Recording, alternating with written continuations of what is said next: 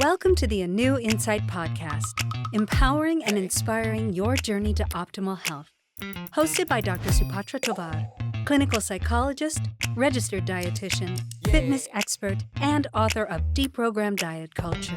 Rethink your relationship with food, heal your mind, and live a diet-free life. I follow my guests' journey to optimal health, providing you with the keys to unlock your own wellness path. Tune in and evolve with us.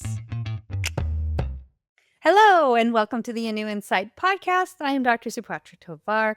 I'm so excited to have overeating specialist and psychologist, Dr. Glenn Livingston, with us today. Dr. Glenn, how are you? I am great. It's an honor to be here. I've been looking forward to this.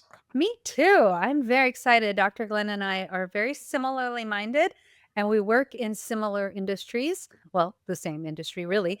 And so I've just been really excited to pick his brain. So I am going to read a little bit about Dr. Glenn, and then we're going to get into our questions. Sure. And then you can just call me Glenn, would be probably more efficient. Up to you. Sure, of course. Okay. Dr. Glenn Livingston is a veteran psychologist and former CEO of a multi-million-dollar consulting firm serving Fortune 500 food industry clients. With decades of experience researching binge eating and food psychology, including a landmark self-funded study with, get this, you guys, over 40,000 participants, Dr. Livingston now helps individuals escape the cycle of overeating through practical, sustainable methods. His work has been featured in prominent media outlets like the New York Times, ABC, and CBS, and he is the author of 8 books, people. His most current book is called Defeat Your Cravings. Glenn, welcome. Thank you for having me. I need someone to follow me around and introduce me like that at parties. That would be a good thing. It all makes me sound a lot bigger than I am. I'm just a guy who figured out the overeating thing. So.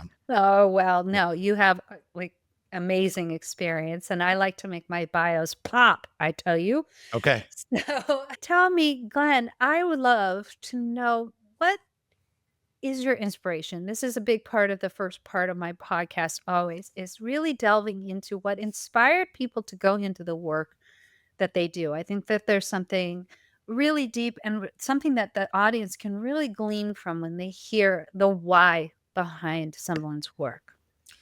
Well, it's not just an intellectual curiosity. It's not like I'm a doctor who just decided to work with overeaters. This was the bane of my existence. I was almost 300 pounds. And worse yet, I couldn't stop thinking about food.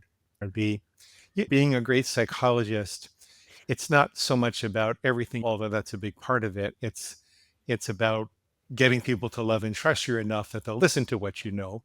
And that requires that you lend them your soul. You have to be just 100% present with them. And in my 20s and 30s, I really had a hard time doing that. I would think I was decent anyway. I like to think I was decent anyway, but I had a hard time being emotionally present 100% because of my own food struggles. And I'd be sitting with a high-risk patient and thinking, can I get the next pizza? Or when can I get to the deli and dislodge my jaw like a steak and empty the delicatessen tray into it? So that was worse, particularly because I came from a family of 17 psychologists and psychotherapists. And if something breaks in the house, we all brush over and ask it how it feels, and nobody can fix it. Oh my gosh, I can only imagine your holidays. But that's just always been the nearest and dearest thing to my heart. And I thought that if you have a hammer, everything looks like a nail. And so I thought if I could heal the hole in my heart, then I'd stop trying to fill the hole in my stomach. And so I took a very traditional approach. I went to all the best psychologists and psychiatrists and Overeaters Anonymous and nutritionists, and I took medication, and I kind of cried and screamed and confessed all the guilt in my soul. And it helped me as a person. I think it made me a more compassionate person. I forgave myself for a lot of things, but it didn't help me so much with food. I get a little thinner, a lot fatter, a little thinner, a lot fatter. And at the same time, I was consulting for industry. I had time for a second career because I was married for 28 years to a woman that traveled for business. And we didn't have kids and I didn't commute. So what am I going to do? I started consulting for industry. And I was on the wrong side of the war. I was helping Mm. sell sugar and, hyper palatable concentrations of starch and salt and excitotoxins. And yeah, it's all geared at hitting the bliss point in the reptilian brain without enough nutrition to feel satisfied. So that Yes. all these fat cats in white suits with mustaches are laughing all the way to the bank when you're looking for love at the bottom of a bag or a box or a container. And that Oh was my me for gosh. all those years. Mhm. But over the years, I slowly figured out that, well, wait a minute. They're targeting the reptilian brain, like the part of the brain that's really responsible for our survival drives. It doesn't necessarily know love. It's much more like a bad college drinking game. Like this is the reptilian brain. It's kind of back here in the brainstem, and it looks at something in the environment and it says, "Do I eat it? Do I mate with it? Or do I kill it?" Love is from the mammalian brain that says, before you eat, mate, or kill that thing, what impact does that have on your tribe and the people that you love? And then the neocortex on top of that can introduce a delay for your longer term goals. Before you eat, mate, or kill that thing, what impact does that have on um, weight loss and fitness, but also music and spirituality and art and your role in your work and everything that we think of that makes us human? That's kind of up here in the brain. That's not back here. Back here Mhm. is eat, mate, or kill. And what's really going on when we push all of our best thinking aside and say, just hand over the cheesecake and nobody gets hurt, is, is that this thing is getting active. This thing is getting active. And we're designed from an evolutionary vantage point to be able to push the higher brain out of the way when we need to take action to survive. If there is a hungry tiger chasing you, that's not the time that you can rest and digest and chill and think about your long term goals. That's time to breathe fast and get the hell out of there. Similarly, in a primitive environment when food was relatively scarce and we had to compete for it, when you perceived the availability of food resources, you'd have to push your rational brain out of the way, and just take action and go get them. There wasn't time to really think and make decisions.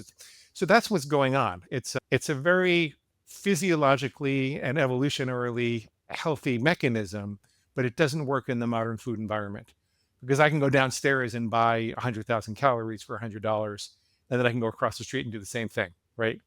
So, Mhm. so I started to say to myself, well, this is all very primitive, and these companies have tens of millions, if not hundreds of millions of dollars to pay rocket scientists to figure out how to do this.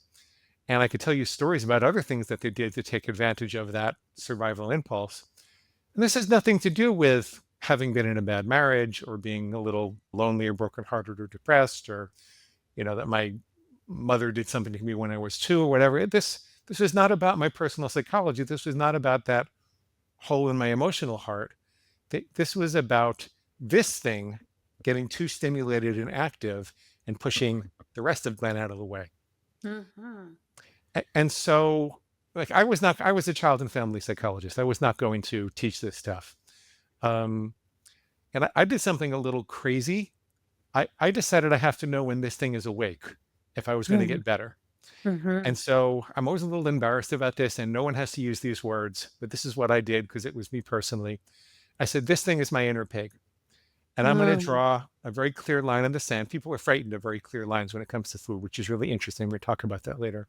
But I'm going to say something like, I'm never going to have chocolate on a weekday again. So here's that line in the sand. And it functions like a tripwire. It's, I'm only ever going to have chocolate on a weekend and no more than 2 ounces after a workout. And by defining that really clear line, this thing would wake me up when my reptilian brain was trying to get through. And Mhm. I would say, let's say I'm at a Starbucks on a Wednesday and there's a big chocolate bar on the counter.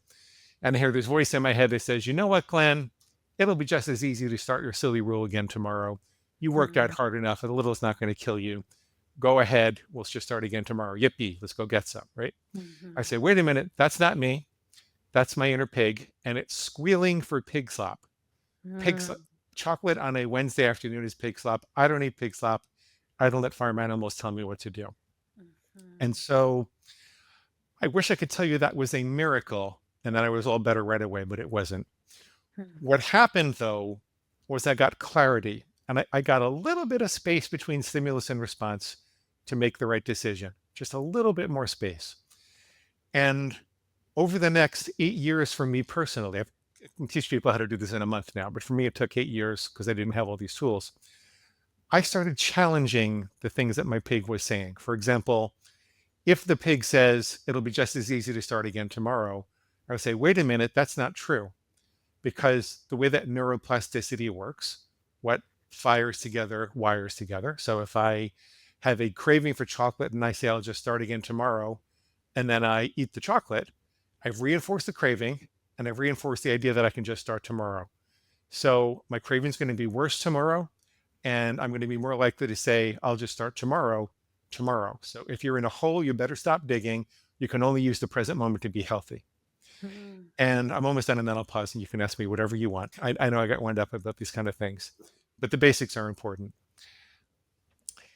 And in that space between stimulus and response, I had a few extra microseconds to make the right decision. Sometimes I would, and sometimes I wouldn't.